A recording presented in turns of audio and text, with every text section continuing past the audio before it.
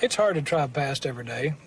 You know, it's a reminder of everything that you were all your life, and it's a reminder every time you drive by it, you see it over and over again. I can't resist looking over here and checking out the Kingdom Hall.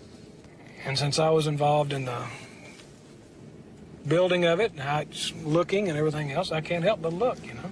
Morally and ethically, I could not let a child be molested. I had a clear-cut case where I knew this child was being molested, and I was told to not do anything about it. And I could not do that. And for that reason, I sit here today and talk to you, and I'll talk to anyone else about it. How can you be so sure? Is administrated out of Brooklyn, New York, by the governing body, which are 11 men who are believed to be the direct channel from God. And so what happens in Sweden, what happens in Germany, what happens in France, is all because of what decisions are made in New York City by the governing body. What the organization says is if that child cannot produce 2 eyewitnesses and the molester denies it, which he will do 90% of the time, then that child will not be believed.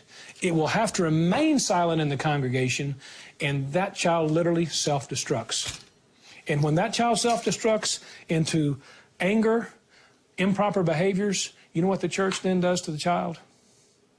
They disfellowship them. They say they're the problem. Do you want to go so far that you say that Jehovah's Witnesses protect the pedophiles? I'll go a step further than that. It's a pedophile paradise. If I was a pedophile and I wanted to live in a paradise where I would not be caught, I would be a Jehovah's Witness.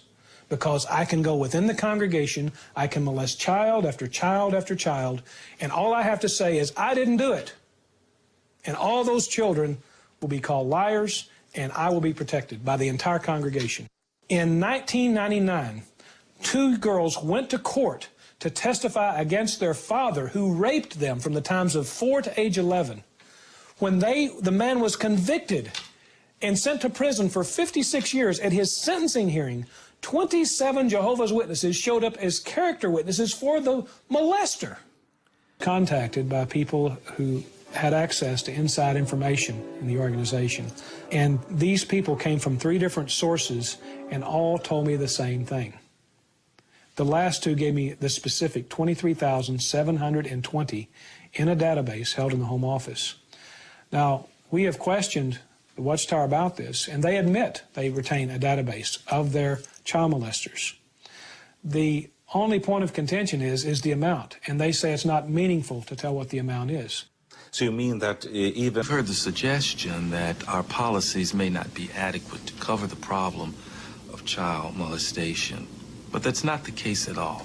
The fact of the matter is we have a very aggressive policy to handle child molestation in the congregation. And I think as society becomes more aware of pedophilia, there may be refinements to the policy, but there's no question that the policy that is currently in place is well-founded and adequate to protect Jehovah's Witnesses. We publish numerous articles and other materials, especially for the elders, telling them what needs to be done to help those who have been victimized in this way. You have a child protection policy.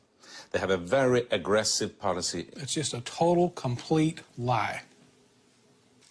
In a Jehovah's Witness terminology, it's called theocratic warfare.